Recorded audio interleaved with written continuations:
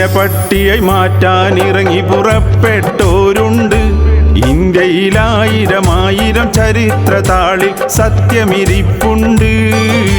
വീരശഹീദേ മില്ലത്താണ് ടിപ്പു സുൽത്താന്. ഇവരുടെ വീരകഥകൾ കേട്ടാൽ പുളകം കൊള്ളും ഇൻസാന്. ആടിനെ പട്ടിയായി മാറ്റാൻ ഇറങ്ങി പുറപ്പെട്ടോരുണ്ട്. ഇന്ത്യയിലായിരം ആയിരം ചരിത്ര താളിൽ സത്യമിരിപ്പുണ്ട്.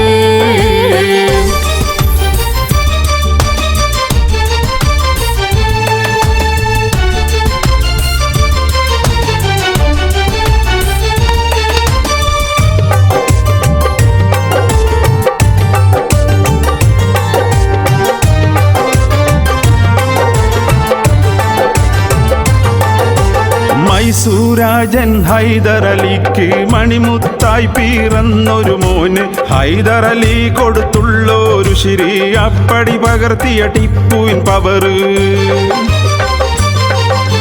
കച്ചവടത്തിന് എത്തിയ ലന്ത വെട്ടിപ്പിടിച്ചി നാട്ടിലെ ചന്ത.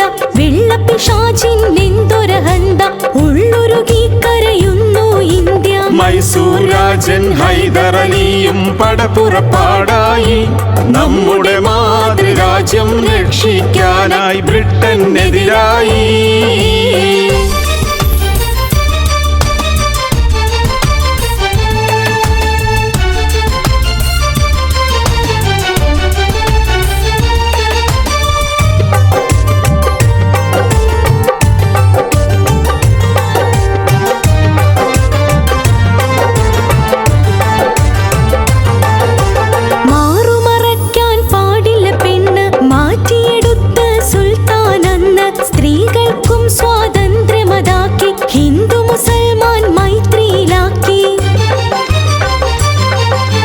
ക്ഷേത്രവും പള്ളി പുതുക്കി പണിഞ്ഞ് മാത്രമല്ലോർക്കും സ്നേഹം ചൊരിഞ്ഞ്. വൈരവും പരസ്പര പോരതും മാറ്റി വിസ്മയ ഭരണം നാട്ടിതിലാക്കി.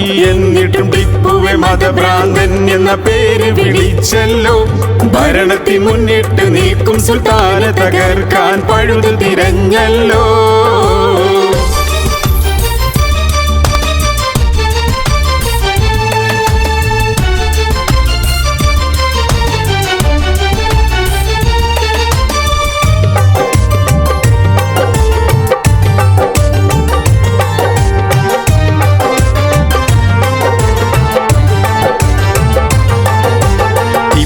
ദാസൻ പൂർണ്ണയ മാറി കപ്പലിൽ തന്നെ കള്ളൻ കയറി. സുൽത്താൻ കോട്ടയിൽ ബ്രിട്ടൻ ഇറങ്ങി ടിപ്പുവിൻ നേരെ തോക്കുകൾ ചൂണ്ടി.